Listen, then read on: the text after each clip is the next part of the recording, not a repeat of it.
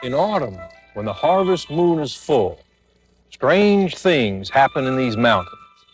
There's a tale I've heard that grandfathers used to tell. It's told this time of year when the haze that falls here is thickest and the damp eeriness surrounds these mountains.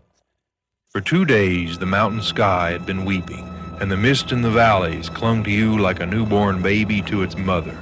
The air on these days did not stir. It was cold and it hung wet and dripping from everything it touched. That was when the woman first appeared in Otis Dixon's barnyard as he was milking. It scared Otis, her coming out of the mist that way, all pale and dressed in gray. "What can I do for you, ma'am?" She didn't say a word. She just motioned to Otis' milk pail. Otis gave her a little milk and off she went. She didn't say a word. Next day it happened again.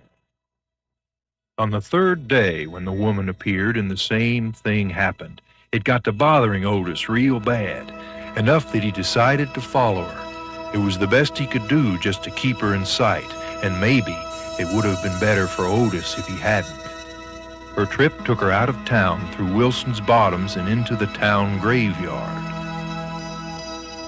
She walked up to a freshly dug grave and paused, and seemed to disappear. Otis didn't believe in Haynes, but he knew his eyes weren't fooling him and he was out of there fast. When he got back to the settlement, he grabbed Kylie Eller and told him what he saw, and out they lit. They both knew that it was curiosity that killed the cat, but they didn't let that stop them. Something was going on here and it needed looking into. When they got to the grave site, they recognized it was the grave of a young woman and her baby who had died of the fever just 4 days ago. They started digging like two souls possessed, and when they got near the casket, they heard it, a little baby crying, and on they went. They scraped away the dirt, opened up the casket, and there lay the body of the woman who had been visiting Otis. But in her arms, a little baby, very weak but alive.